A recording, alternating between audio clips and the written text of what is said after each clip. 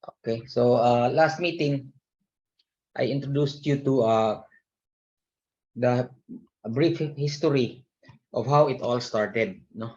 The roots of computing, especially starting at the early 1600s, we call the early modern age. No? And I have updated, by the way, I have uploaded the recording in Daygler. No? And okay, we know that most of the developments during those times came from Europe.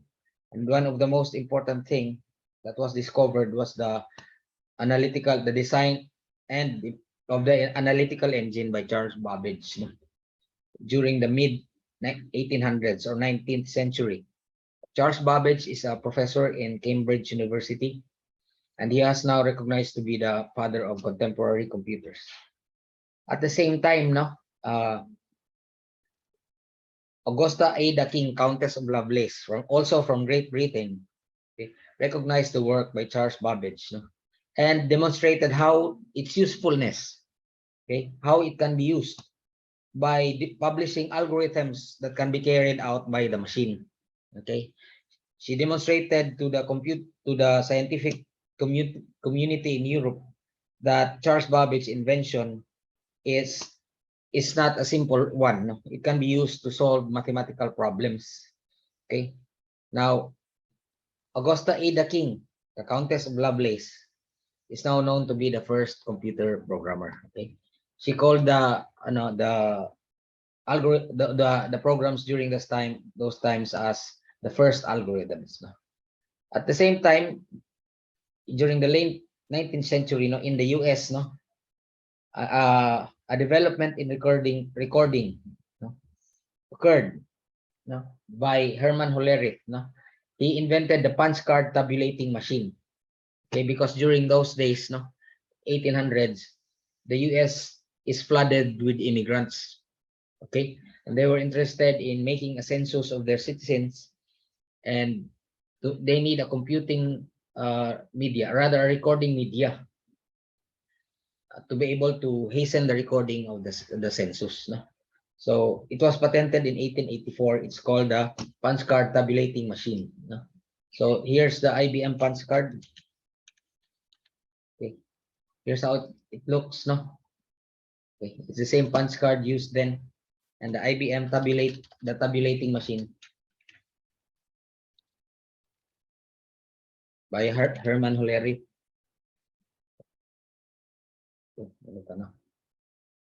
This is not the one. It's like this. Ito na lang, no? It's the punch card. Okay, this is the machine itself, and this is the deck of cards that are used to arrange, rather the cabinet that are used to arrange the deck of cards in sequence. Okay, it's a tabulating and recording machine. It is used to replace the old jacquard loom. Okay, it's patterned after the jacquard loom pack, no? Without the fabric. Okay.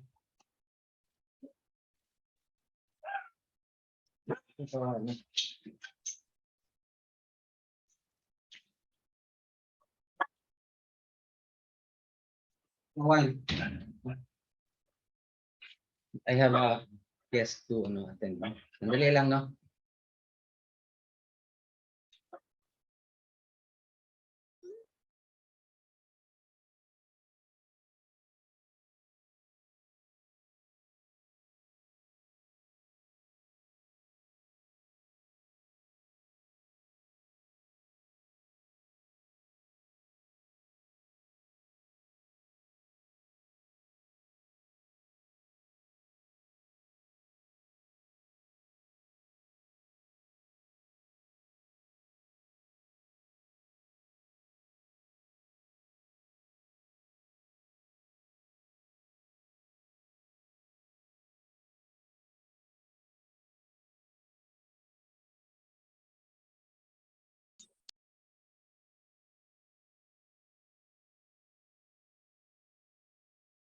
Sorry for the disturbance. No? I have some delivery to attend to. Okay.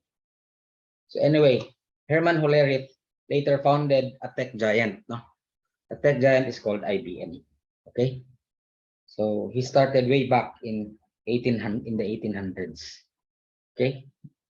Now remember that we have emphasized before that we are studying this, the history of computing, because we wanted to know the evolution, diba?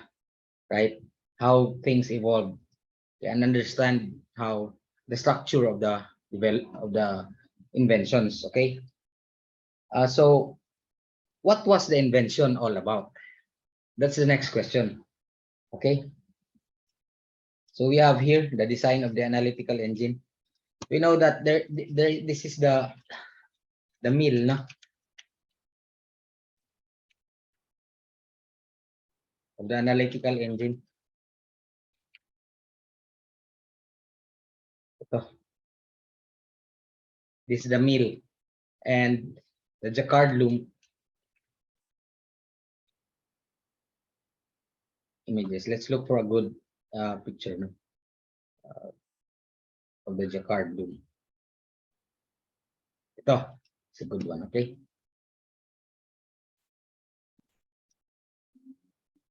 Okay. So these are the two components, no, of the invention. There's a Jacquard loom used as an input device, and the program is written in punch cards. Do you follow? They are fed into the Jacquard loom, and it's interpreted one by one, executed in the mill. Do you follow? So these two are the main units of the components of the analytical engine. Okay. So first, okay, the input of the analytical engine consists of formulae and data. Okay, like modern programs, no, they have a formula and parameters to the formula. We have a function and the data provided by punch cards using Jacquard's looms. No, ito. The machine could also be able to punch numbers onto the cards, and it employed decimal numbers. No, so decimal numbers ang kanyang representation, particularly called fixed point representation. We will study what fixed point is in our later sessions. No, so the main component is the store. It's called actually the memory device, capable of holding 1,000 numbers of 40 decimal digits. 1,000 numbers only. No? And the mill, so which or the arithmetic unit or the CPU, no, would be able to perform arithmetic operations plus comparisons, square roots, and shifting. Now, shifting a number is to the left is like multiplying it by 10. Shifting a number to the right is like dividing it by 10. And it will carry out its own procedures, no, to carry out whatever complex instructions that the user specifies in a program. Do you follow? So that's what was invented. Now, how does it work? Okay? Do you follow? How does it work? So ito yung ano, this is the mill, no? The mill is composed of a column of rotating gears. Let's close this.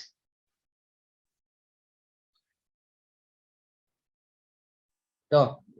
Okay, do you follow? Ito, may columns, no, of rotating gears, no? The first column, the main columns are ingress axis 1, ingress axis 2, and egress axis no? So ito yung ingress axis 1, ingress axis 2, and egress axis, I'm sorry, no? And then there's a prime egress axis somewhere, I think it's this, no? And then there's a prime ingress axis, no? So each axis can store numbers. Do you follow? So they're temporary, like memory devices, no? They're temporary memory devices which can store numbers. Usually in a formula, there are two parameters, like, right?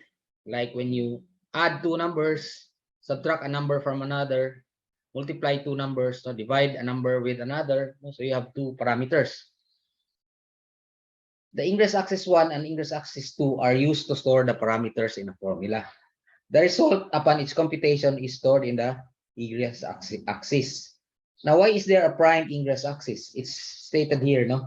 Charles Babbage intended divisions to involve very large values. So he introduced an additional prime ingress axis so that a big number can be introduced as the dividend. Do you follow? During division? So a 100-digit number can be divided by a 50 digits number. Do you follow? So he designed it that way. And then anyway, in our demonstrations, we'll only consider this. And then there's a prime egress axis because during division, okay, the quotient is stored in the egress axis and the remainder, the final remainder is in the prime egress axis. Do you follow? So ito yon, no? This is how it works. If you have a formula, the parameters are stored here and the result is computed and stored here. Do you follow?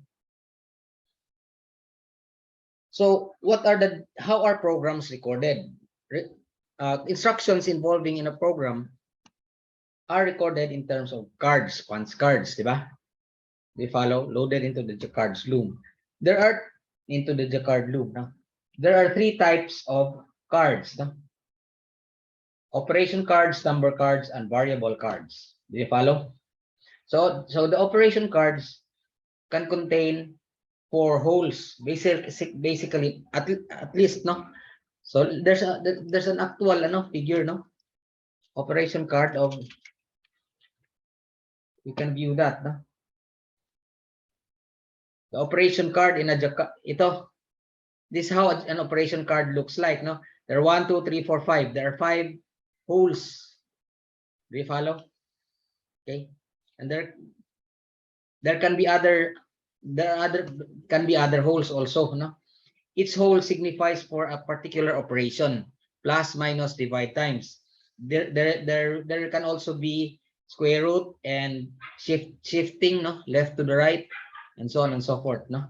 So these are operation cards, no. Do you follow? And then number cards. We have an example of number cards, no. Can we Google that?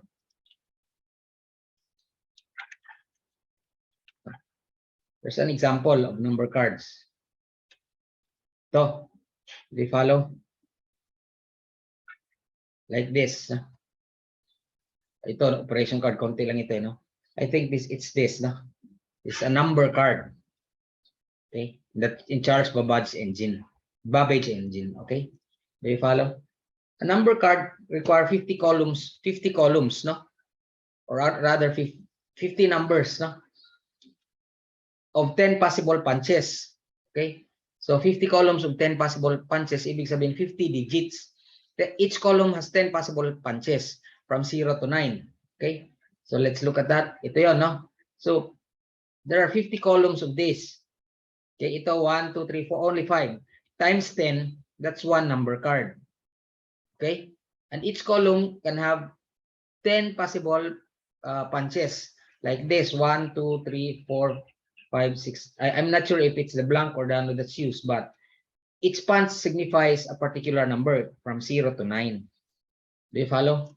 Unfortunately, if you Google, you cannot find an example of a variable card. Okay? Do you follow? Do you follow? So let's have a sample program. Okay, like this. When you say there's a number card, N001500. Okay, a number card is actually an assignment statement. Okay, a numeric card. When you say N001500, we are storing 500 to position 001 in the store. Or actually, we were saying variable N001 equals 500. Do you follow? Do you follow? Let's look at the Lovelace, the Lovelace program. Likewise, no? Yung program ni Ada Lovelace looks like this, no? So, meron siyang operations and variables. She calls it IV2, IV4. Okay, these are variables which relate to the position in the store. Okay, do you follow? Multiply IV2, IV4. This is a worksheet, no? It looks messy because it's not, they don't have an electronic spreadsheet. There's no Excel at that time. But anyway, we have here the variable 1, variable 2, variable 3. Maybe she distinguishes an input variable from an output variable. Okay, an ingress from an egress, no? I-distinguish niya yun. Okay, and he has a certain explanation of what each line does. Okay, do you follow? So, yun yung ano. So, for example, one command is N001 500. We store the value 500 to N001. N002 30, which means the variable N002 will store 30. Divide, okay, sets the machine to divide. L is a variable card. Divide is an operation card. Okay, number card, operation card, variable card. Do you follow? 3 types. L001 is a variable card which loads 001. So ito, may value na siya, di ba? Whatever value is in 001 is stored to the ingress axis 1. Okay? Now, the second load will load the given value, L002, for example, to the ingress axis 2. Do you follow? P will print. Now, these are for the egress axis. When you say S004, the value in the egress axis will be stored. No? Whatever value is in the egress axis will be stored to address 004. B rings a bell and H holds the engine. There's also a P which prints the current value of the egress axis to the punch, to the loom, no, to the next available punch card. Okay, do you follow? Now this is an example of how does the programming go, how does the programming process proceed. Okay, ganito yan, no? It's here now in the in our second card, the programming cards of the analytical engine. It's being told here, no? The story about how programming goes, no? Okay.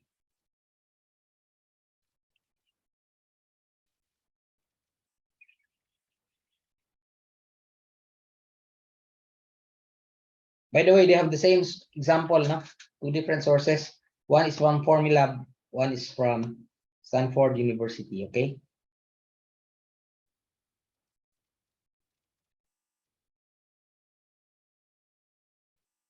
So, no? The programmer of the analytical engine is designated as the analyst. Ang tawag dati, no? That's how they call them before, the analyst. The analyst prepares the chain of cards, okay? The chain of cards that will compose the instructions to be performed by the machine, okay? So it's the analyst that provides the logic and converts them into punch cards, no? It takes charge of producing the punch card, no? And after the preparation, no, the analyst submits the deck of cards, the chain of cards to the engine's human attendant. There's like a driver, no, or an operator. He is called the attendant, who examines the cards for possible errors and requests for corrections. Okay. Now, once the corrections are done, the cards are now placed on the deck and the operation is started. Okay. So, and the engine starts, no? The attendant mounts the chain and the engine starts. Once the engine finishes, no, a bell is rung, okay? Because it's assumed to be a very slow process, no? And then the bell is rung to awaken the sleeping attendant because the attendant could go to sleep because waiting for the result, okay? So, and then a halt, no? Do you follow? So that's how the programming process goes during those times. There's no keyboard, there's no monitor, okay? There's no mouse. Okay? Only cards and punches. Do you follow? So they're very formal in terms of how to do the programming, no? Now, we will transform this into a worksheet, no? In fact, the example is there, no? In the 4th factorial of the analytic engine. You can download this, okay? It's in my Excel. Anyway, let's download it. Okay. Now, before we start analyzing this example program, it's here now. What is a 4th factorial? Okay. I-transfer ko lang dito no, into a worksheet. This is not exactly like the Lovelace worksheet, no? Because this is simpler, no? But it's arranged the same, almost the same way, no? We have the mill here, the ingress axis 1 and 2, the egress axis, and we have the store. I have a description of what these addresses are used for. Do you follow? So let's go back. What is a fourth factorial? Anyone? What is the fourth factorial? Saan ba yung chat natin? Anyway, what is the first factorial? Anyone?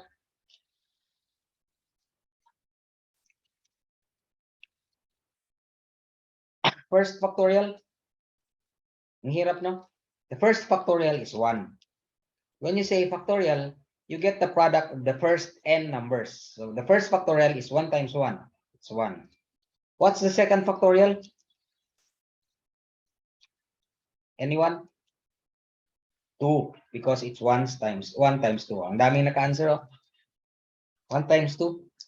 Okay. What's the third factorial?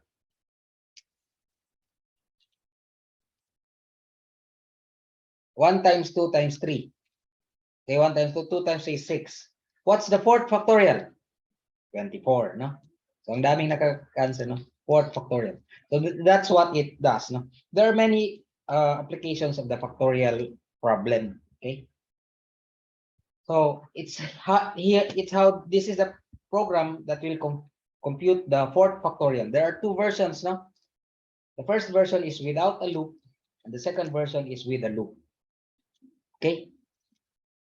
The advantage with the loop version is it can be used to compute any factorial, no? The no loop version can only compute the fourth factorial, but the loop version can compute the fifth factorial, the sixth factorial, the 100th factorial, no? Kayang i-ano, compute. Okay?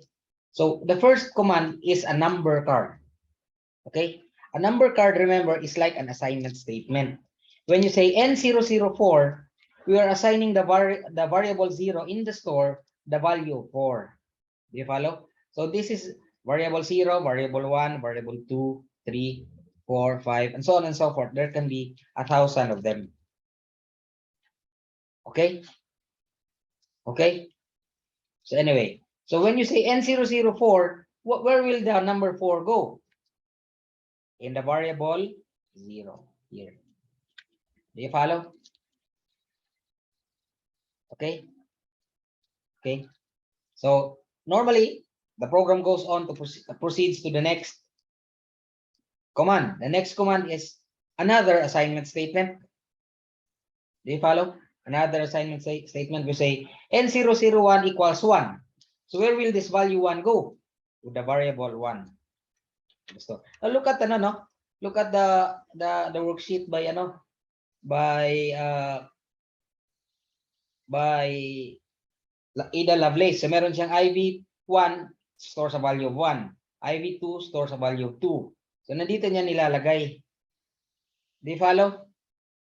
Okay, initially these are the values, and then these are the succeeding values of the different variables from 1, 1, 2, 3, 4, 9 up to 10, 11, no? And then later she has working variables, no? Dinesignate niya ano yung working variables and what are the resulting variables. Do you follow? Okay, so in our case, no, the working variables are V0 and V1. The resulting variable is V02. Dito natin i-store yung result. Do you follow? So we're just doing, trying to, okay, reconstruct the work of Ada Agosta King. Do you follow? So when we say N0021, where will this go? This will be our resulting variable. Okay, we have two working variables. Okay? You follow? So ito no, ito yung kanyang magulo siya magsulat, but it's because there's no Excel during that time, okay? Do you follow? Do you follow? But I'm sure Babbage understands her work. Whatever work she's doing was fully understood by Charles Babbage, okay? Only the two of them understand each other because the scientific community did not pay any attention. They were not interested because they could not understand the whole thing, okay? Any questions? No? So after that, the next card is an operation card. Okay. X, I'm using X to stand for multiplication, no? Times. Okay. followed by two variable cards. L and S kasi are three variable cards. Okay? The first L will go to the ingress axis 1. The second L will go to the ingress axis 2. And at the same time, the result will be computed and stored to the egress axis. Okay? Do you follow? Let's try to find that, demonstrate that. L002, which means that 002, which is this, has a value of 1, will be loaded to this here. Okay? Do you follow? And then we'll have L000. So L000 is 4, will be loaded here. Okay? They follow. And at the same time, after loading the second parameter, the result is computed. 1 times 4 is 4. Do you follow? And then when you say S002, the value of the egress axis is stored to variable 2. So this is variable 2, right? So this will now become 4. Do you follow? Okay, you will have an assignment on this, okay? Create a program for another application, another problem. I will explain that, no?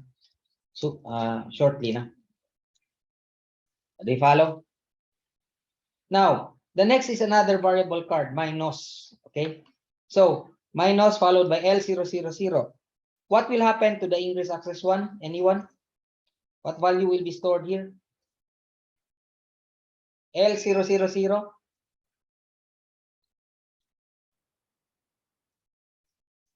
Anyone? 4. That's correct. From Agustin, yeah, Cassian and Agustin James. Cassian Hempesao and Agustin James. 4. Why 4? Because the current value of variable 00 is 4. No? You follow? And then we'll have L001. This is the second L, so it will involve ingress axis 2, right?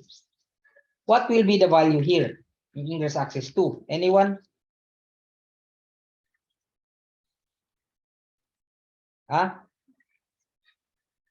Ang dami na. 1. Okay. From Jesse Manuel Telmo, Jomer Mandap, okay. Agustin James Salcedo, John Kyle Lampa, no? Arthur Gabriel Nelias, Dennis Divo Guevara, and many others. Okay. So 1, but because the value of variable 1 is 1.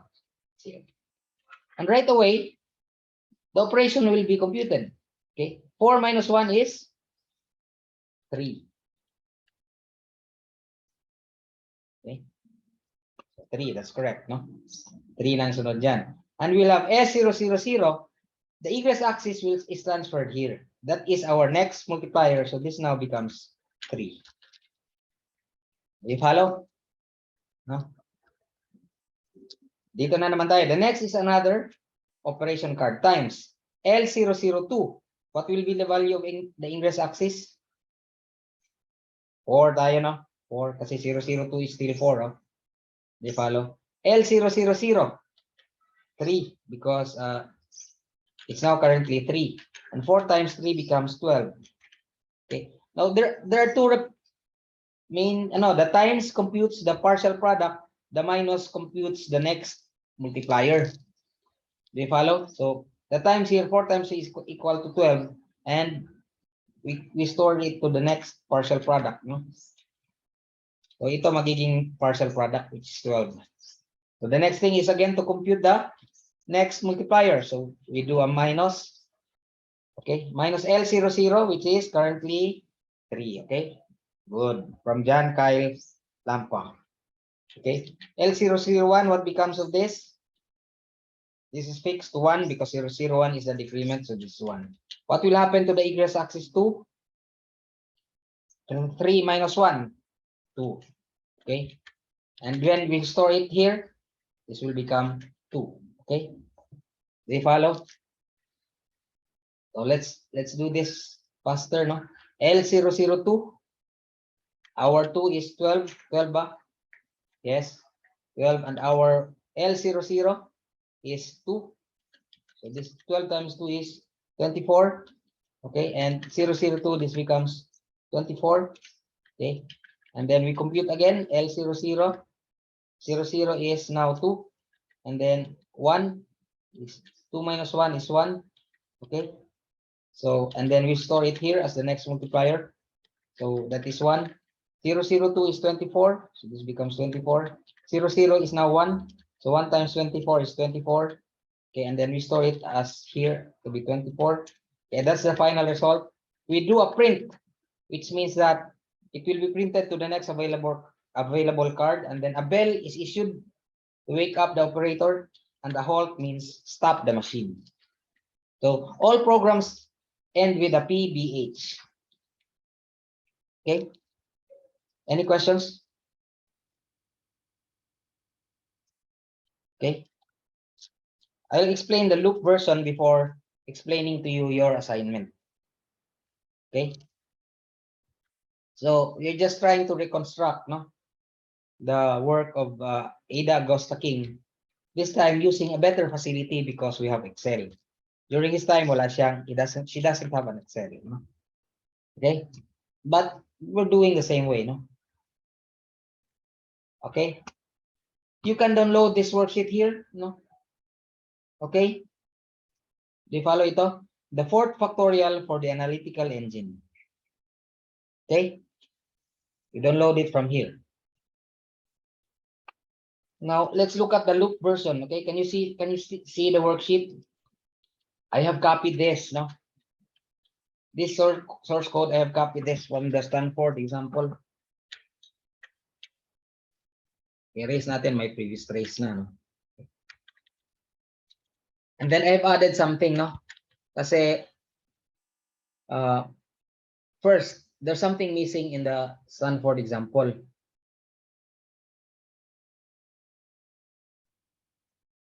Ito, no? Itong with loop niya, in both sides, no? Merong missing. There should be a missing minus here. Okay?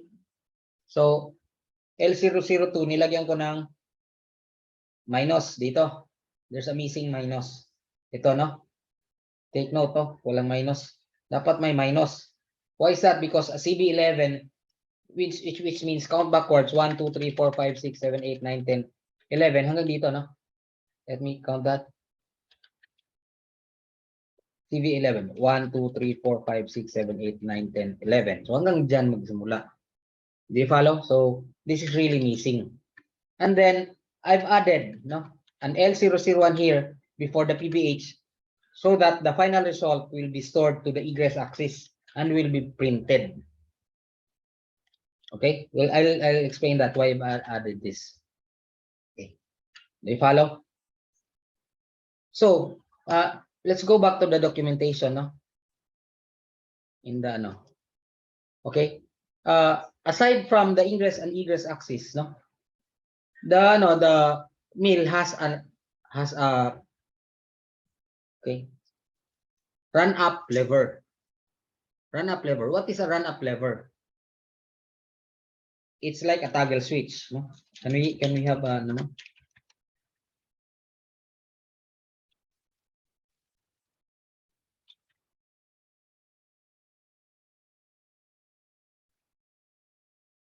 It's like a toggle switch.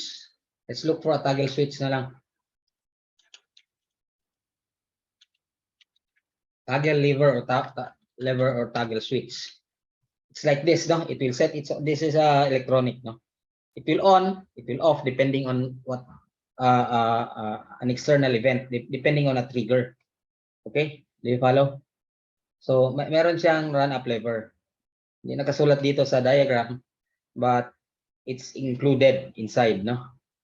Now, the run up lever will be set. When we set, it will be equal to 1 if the result in the egress axis is negative. Do you follow? Okay? And it will be 0 if the result in the egress axis is 0 or positive. Do you follow? So magtagel-tagel siya, okay? So for example, 1 minus 4 will set, 1 minus 3 will set, 1 minus 2 will set, 1 minus 1 will not set because 1 minus 1 is 0. This is the use for a condition for continuation to be able to run a loop. Okay, what is a loop? It's a part of a program which is repeated. Okay. Usually a loop has a head, ito yung head niya, and it has a tail. And the tail contains the condition for termination or condition for continuation. This is a condition for continuation. No? When you say condition for continuation, it will continue if it is true. Condition for termination, it will stop if it is true. Okay? Do you follow? You have intro to programming also, right? Concurrently. Do you have a lab for that subject? No? Okay, so you will discuss looping and conditions, no, in that course. No? So anyway, how are conditions specified? They are specified using two operations, CF and CB. Okay, when you say CF, this means count forward, which means proceed forward given a number of steps. When you say CF5, skip 5 steps forward. When you say CB5, go back 5 steps earlier. Do you follow? Do you follow? Because there's a program counter actually, no? When you recount the program counter, it will also transfer control, okay, to that area in the program. Okay, so let's run this. Now, this program can be used to compute any factorial. When you say N005, this will compute the 5th factorial. Okay, N006, this will compute the 6th factorial. Now, we have interchanged the positions, by the way. This doesn't matter because in any program, you can name any variable you like. No? Do you follow? I did not alter the program from the source. I just copied it. So if I were the programmer here, I would have been uniform. But I did not alter so that you can compare them.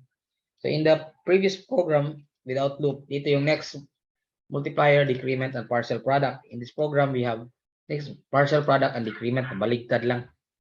Okay? Do you follow? Now let us trace this. N004. So what will happen? This will become 4. N0011. This will become 1. N0021. This will become 1. Okay? Okay? Pass number 1, we have a times. We have included the run-up lever here so that we will know whether it's a set or a reset. Okay, what is a set? That's equivalent to 1. When you say reset, that's equivalent to 0. Okay, any questions? Can I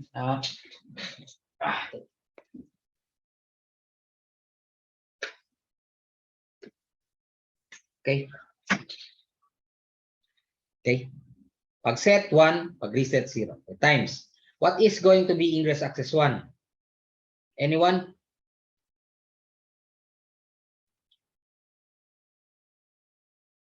One. Okay. Kasi 1 ang nakalagay, ano? What will be, in the second L, what will be ingress access 2? 4. Okay, good. What will be the result? 1 times 4 is 4. You follow? What's the run-up lever? There are only two values, 1 or 0. This is a reset, right? A reset is a 0. Okay? 0 kasi hindi negative. Pag negative, saka siya mag-set. Okay? F001. So which means the ingress access, which is 4, will be stored in 001. This now becomes 4. You follow? No? So that actually computes for the next partial product. So the minus here is used to compute the next multiplier, okay? Minus L000. What will be the value of this? This becomes 4. Good. No, many people got that. L002. 002 is always 1, okay?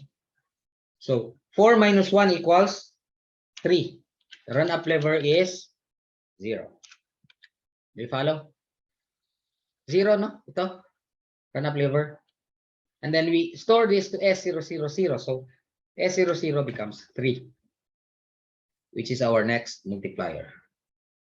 I hope you follow, no? Okay.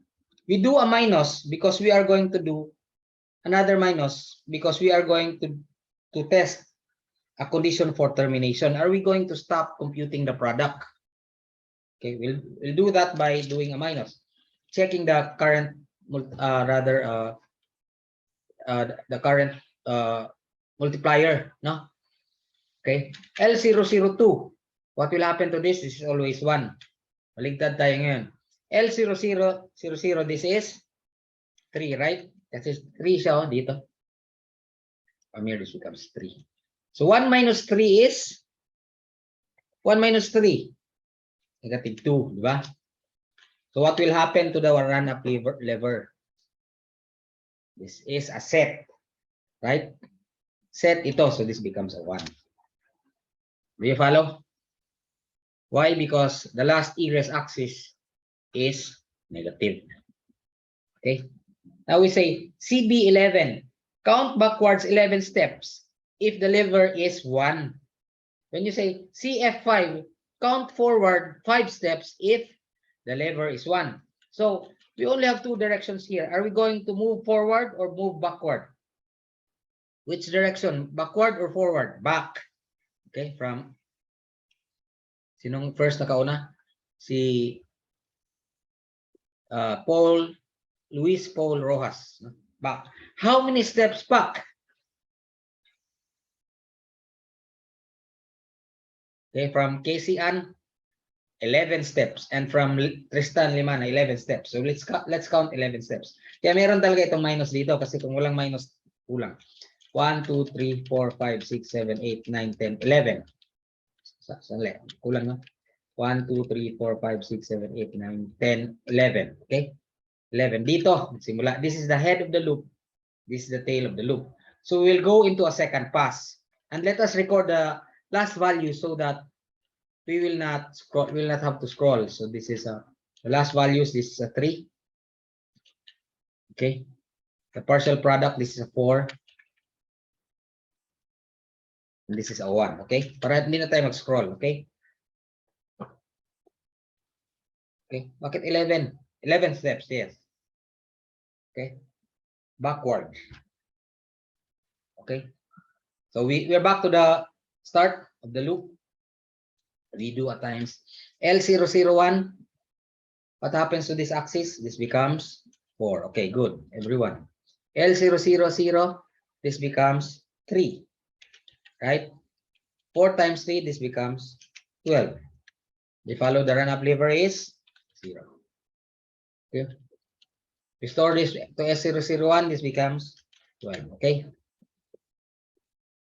We follow. Okay. So ganito nga yung worksheet ni ni Ada Augusta King. Okay. The next is we will have a minus. Okay. So minus to compute for the next multiplier. L000. The next multiplier, the current multiplier is 3. L002, which is 1. 3 minus 1 is 2. The run-up lever is 0. Okay. And we store it to S00. So this is now 2. Do you follow? Okay. And we have another minus to establish the condition for continuation. L002. L002 is how much? 1. Okay. L00 is 2. So 1 minus 2 is 1 minus 2, negative 1. What's the run-up lever? 1. Set. Okay. Do you follow? So, are we going to move more forward or backward? Kasi merong CB11. Forward or backward? Backward na naman. Okay, so we're going to go into a third pass. Let us record our last values. We have this as 2, rather 2. Our partial product is 12. Okay, and our decrement is 1. Okay, this we are now on the third pass. Okay, we follow. Okay. So the first is a times to compute the next partial product, L001. So this becomes 12, right? So what happens to ingress axis 2? L000, this becomes 2. Okay, that's good. 12 times 2, this becomes 24. Okay, the run-up lever is 0. and we store that to S001, so this becomes 24. Okay, do you follow? Okay, the run-up lever is 0 and the partial product is 24. The 001 is saved. We have a minus to compute the next multiplier. 000 is 2. Okay, 002 is 1. 2 minus 1 is 1. The run-up lever is 0. Okay, and we store it to 000. So this now becomes 1. Do you follow? We check for a continuation. We check for continuation. Minus L002. What's L002 here? 1. Okay. L00, 1. 1 minus 1, 0. Right? What's the run-up lever here? The run-up lever is this time 0. Do you follow? Now, where do we go? Forward or backward? Forward na tayo ngayon. Di ba? So that's why this explains that this is a condition for continuation. Okay? Forward na tayo, no? Kasi nag-0 na yung run-up lever eh. Do you follow? So we do a times. L001 is 24. This is just added. I added this, no? L00 is 1. Okay? We do a times. This becomes 24. We set up the egress axis, no? This becomes 0. And then we print. What is printed? What is printed? The value 24. We bell. We ring a bell to awaken the sleeping attendant. Okay? And then we do a halt to stop the machine. Okay? Do you follow? Okay. Which brings me to your assignment. Okay? You have an assignment to be passed on Monday before 8 o'clock. Okay? Ito, no? Okay? Programming exercises for the analytical engine. You pass this in Excel. The Excel format should have 4 sheets. Okay? So, ito yung description. No? Write a program to compute the sum of the first 4 numbers. 1 plus 2 plus 3 plus 4. Okay? Without loop. Okay? Now, this is similar to the factorial program. Right? What's the difference between the factorial program and the sum of the first n numbers? Anyone? Can you speak out with your mic? Whoever knows this. What's the difference? No one? In the factorial program, we do 1 times 2 times 3 times 4. Right? In the sum program, you do 1 plus 2 plus 3 plus 4. Okay? So somehow you can alter the factorial program to compute the sum of the first n numbers by changing the multiplication to addition. Okay? To find that out, no? If it works. If it doesn't, you tweak it a little. Okay? And save it in sheet 1. Now, in sheet 2, you write a program to convert from Celsius to Fahrenheit. I'm going to show you an example, no? Fahrenheit is equal to quantity C times 95. C is the Celsius. Times 9 divided by 5 plus 32. Okay? And save this to sheet 2. On the third, you compute the average of the first 3 numbers without loop. Okay? Earlier in item 1, you know how to compute the sum. So if you know how to compute the sum, you should be able to compute the average by adding a division at the bottom without loop, no?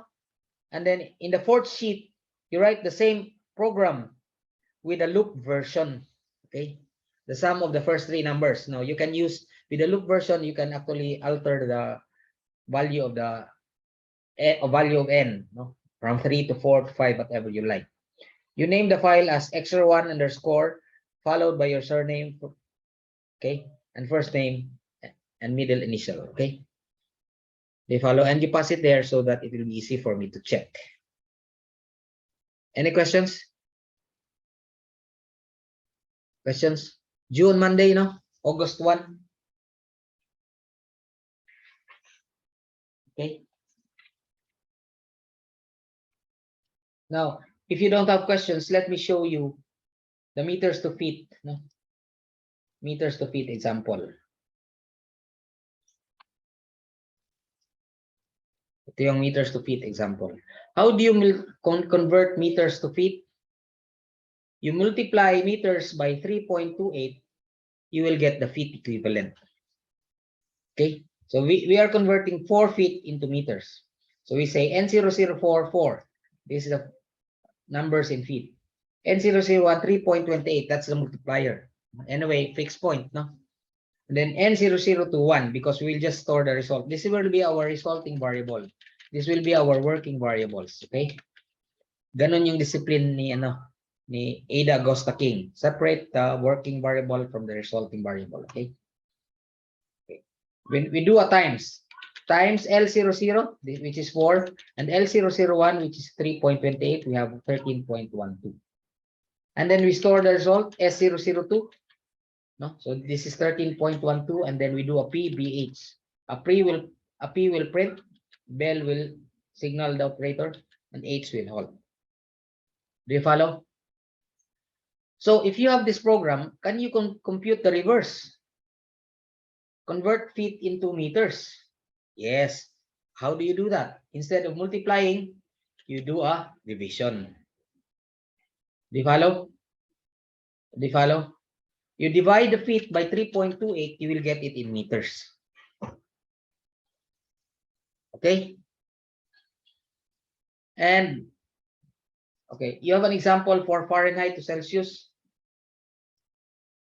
Celsius to Fahrenheit yung assignment ninyo, di ba? Celsius to Fahrenheit. Now, this example is the other way. Of course, you'll have to invert this. No? The formula is subtract 32 from degrees Fahrenheit. The result, you multiply by 5. And divide it by 9, you get the Celsius. Okay? So, for example, 132 Fahrenheit, N00, 132, N001, 32. Then here, this is the 5 and this is the 9. First, we minus L00 with L001. Okay? Do you follow? This is 100, and then we store it with L001. That's our temporary result. Okay? And then we do a times of L001 and L002. That's 500. And we store it to S001. And then we divide by 9. Okay? We L001, which is 500, divided by 9 is 55.55. And then we store it to S005, and then we do a PBH. Okay? Any questions? You use the same template.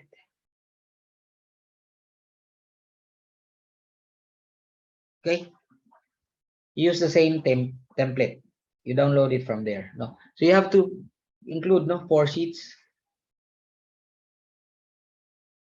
Okay. So this is the IAS. Now, we're not done here. No, I'm going to show you a grade computation, and then the story of Ada Lovelace. No, and then the descendants of Charles Babbage engine. Anong sumunod? What followed Charles Babbage? And then history of computing after before the electronic period. No, do you follow? Okay, pre-electronic period. Kasi yung before the pre-electronic period, we have manual computers, no? Mechanical computers, no? Sorry, not manual, but mechanical.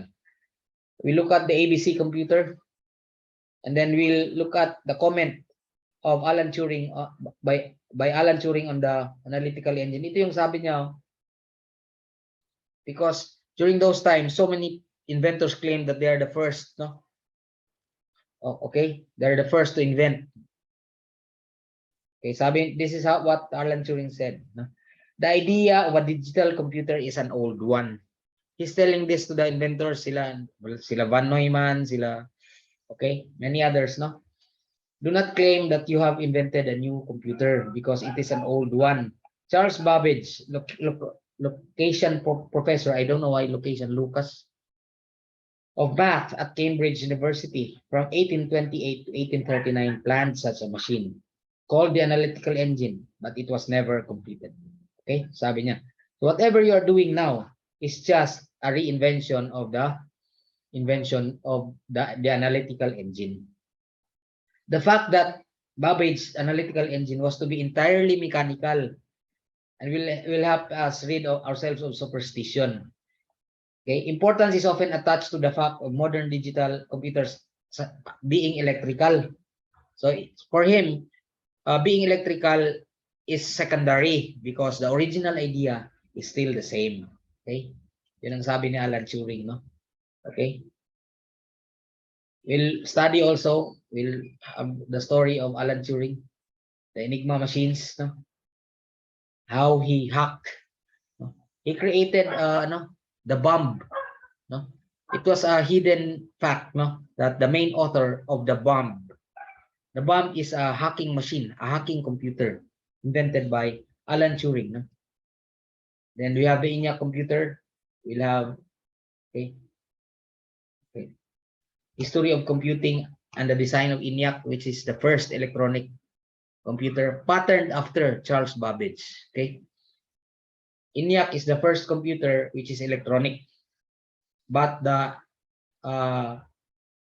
number system being used is still decimal. Okay, we look at the IAS, a very important invention by John von Neumann. Okay, the father of modern computer architecture, no? Because he invented an architecture that is still being used nowadays. It's called the stored program concept. We'll also identify and describe, no?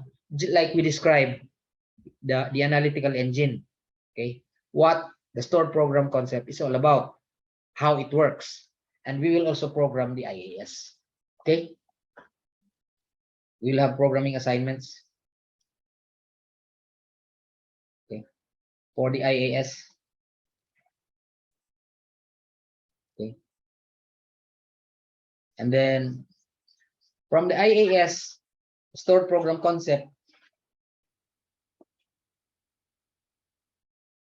the looping concepts, no, which are used for the fourth factorial program of the IAS. Okay, we are also going to do a fourth factorial with loop, no? This time using a different computer, using a different number system. Okay, what follow the IAS? Because these are the popular computers, no?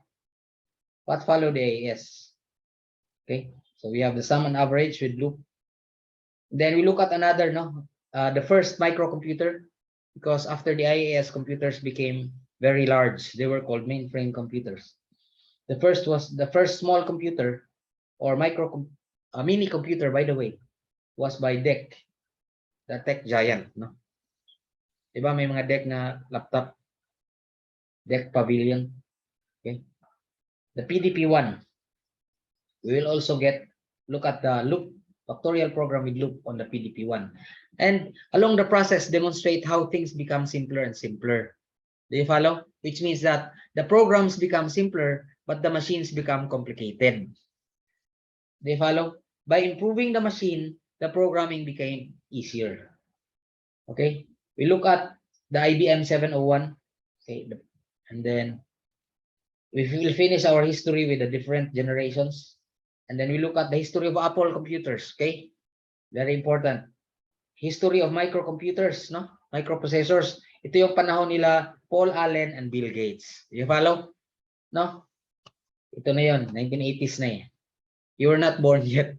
Okay, I was in college during this time, no? I was able to use an Apple computer for basic programming. Okay? A long time ago, before you were born. Okay? We look at the history of Apple computers, the history of the computer monitor.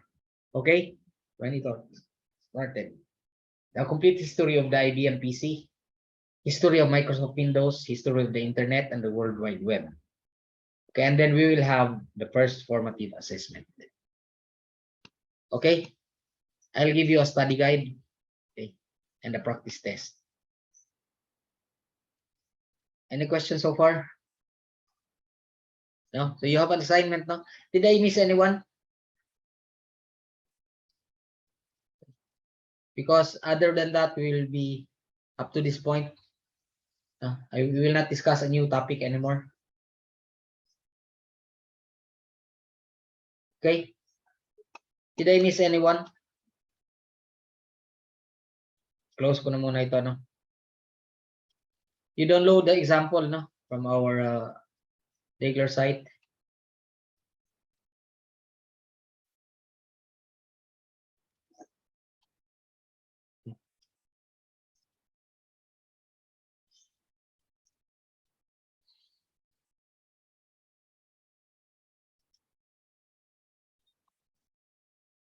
Asa na ngayon yan?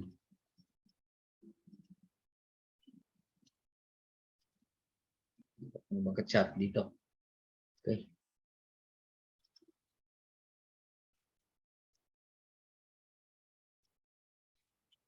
Aguelo, are you there?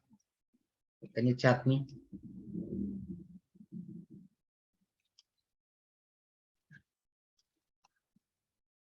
Aguelo, wala. Hasta ito second year na ito si Aguelo.